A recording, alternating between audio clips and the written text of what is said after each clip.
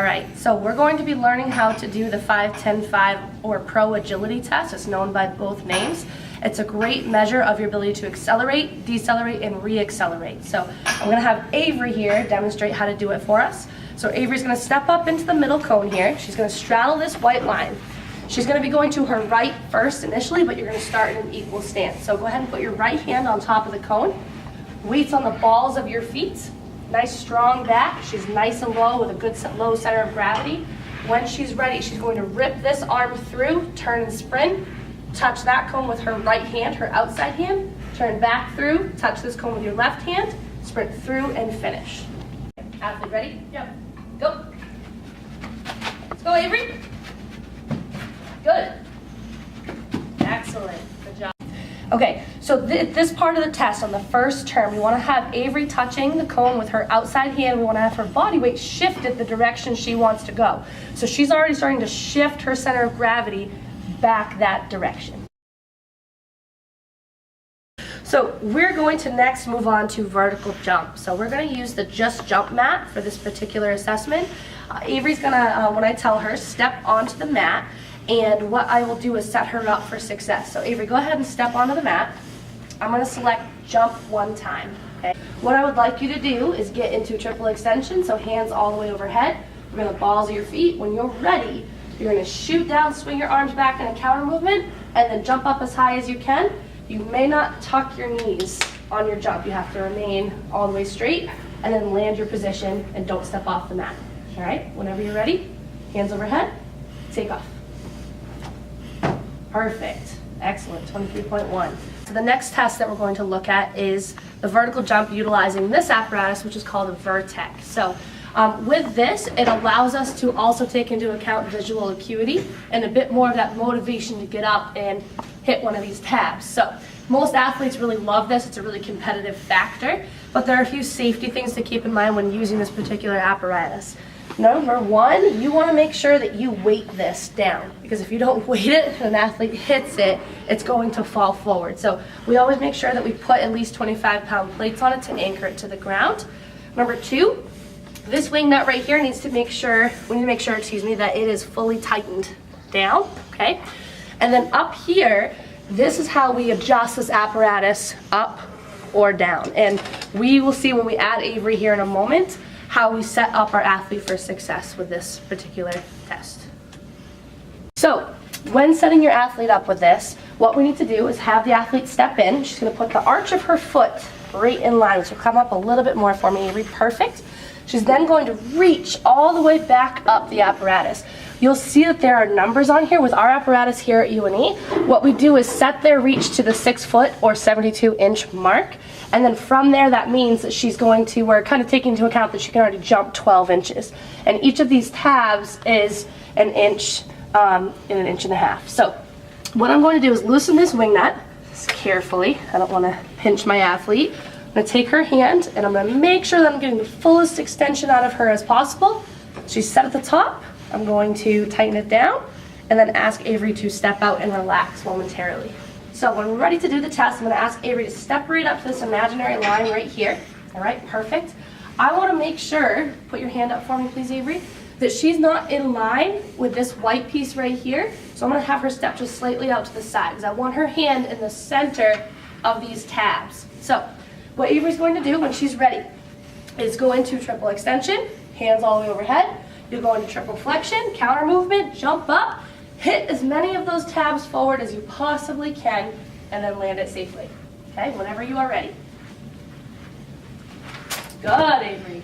So, you can see how they splay out. What we're going to do is pay close attention to the last tab that she hit, which was this 18.5. I wrote those numbers on the bottom there, so we know that she jumped 18.5 inches on that first leap. I'm going to make sure that I get these out of the way for safety and all gathered up.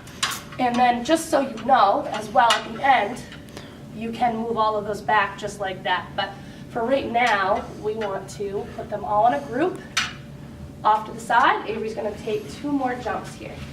She's going to reset each time. It's also important to watch their feet.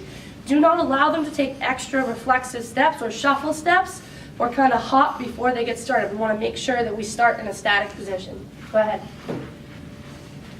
Good, Avery. So that one, she hit that one forward, but she pushed up on this one, so we count that as well. 19.5, let's get that 20. Whenever you're ready. Balls of the feet. Shoot down, shoot up. Ah, good, good. So usually by the third try, the athlete may not get better, but we want to give them those 3 attempts to get as high as they possibly can on the test. Good job. Using the Vertec, it's important to know how you're counting it. There are numerous ways to do it, but here at UNE, what I do is assume that my athlete can jump 12 inches before we get started. So that's why I set her reach 12 inches from the bottom of the first tab. So the first tab, this red one, is a 12-inch tab. The white is a 1/2 inch, that's 12.5.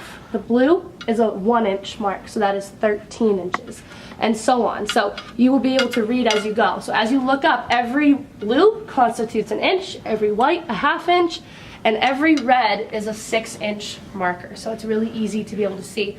So if she jumped 20 inches, she may hit 8 tabs. 12 plus 8 equals 20. All right, so the next test that we're going to discuss is the broad jump. It's a measure of horizontal power versus the vertical jump being vertical displacement. So we're looking at how our athlete can get out this direction. So when you set up this test, you need a few pieces of equipment, a stick of some sort. I like to use a ruler or a yardstick for this. You need to have a measuring tape that can go out a few feet. And it's nice to have a cone. They're not necessary, but they help with visual kind of aid. So I'm going to set my tape right at the edge of a line that allows my athlete to align her feet properly. I'm going to drop a cone right on top so she knows where to start. And then I'm going to put a cone wherever I think that athlete should be able to jump to. So it's a bit more of a motivational tool to ask her to try to get to that specific spot on each jump. Okay, so when you set your athlete up, again, you want to have their toes right up to the back of that line. Same thing with the vertical jump. You don't want to have reflexive steps or extra shuffle steps. We want to start in that static position. And what I'm going to have Avery do is go into triple extension.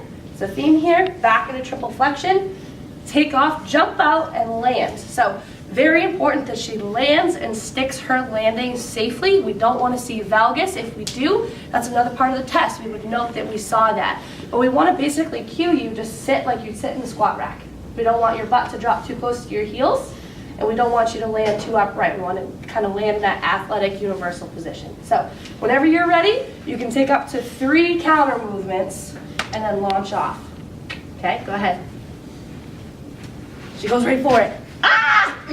Okay, so that's perfect. That one wouldn't count because her hands came down to the ground. So we're just going to have her reset, but that's okay.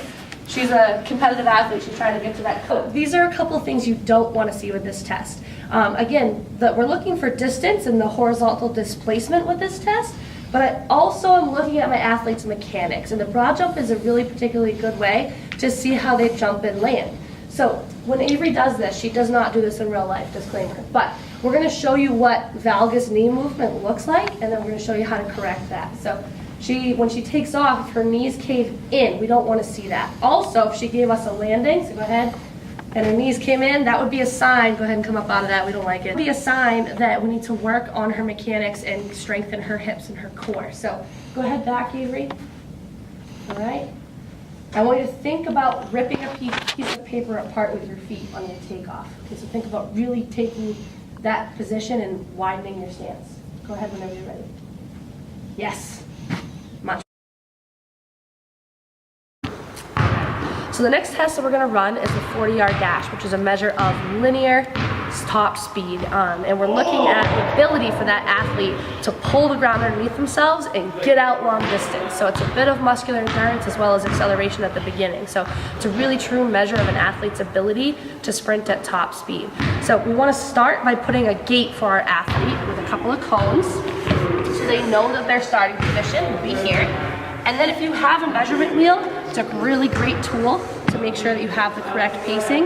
If you have the lines on a football field, for example, then you don't need that. But if you are in a gym, you want to make sure you start in the center of the wheel, and then you're going to walk out 40 yards, which is 100. So once you reach the 120-foot mark, again, that's 40 yards, we're going to set a cone on either side to give our athlete that final finishing stage. and we're ready to go. So Avery's gonna step up to this blue line right here. She's gonna put whatever foot she would like in front. It does not matter to me, it's up to her. So she's gonna put her dominant foot in front. She's gonna take her other toe to her heel and step out hip width. That's really important. We wanna have our feet underneath our powerhouse, which is our hips. She's then gonna take her opposite hand of the foot that's in front and put it on the floor. So it's our 3-point starting stance. Her other hand is up at 90 degrees in her pocket. Her head is tucked in, nice strong core. She's on the balls of her feet, and she's ready to take off. So I need to be at the other end of this course so that I can see when her hips cross the final line of the 40-yard dash. So I'm gonna be down there with my stopwatch. I'll say athlete ready. She'll say ready, and then I will say athlete go, and she'll take off. Ready? Ready? Yep.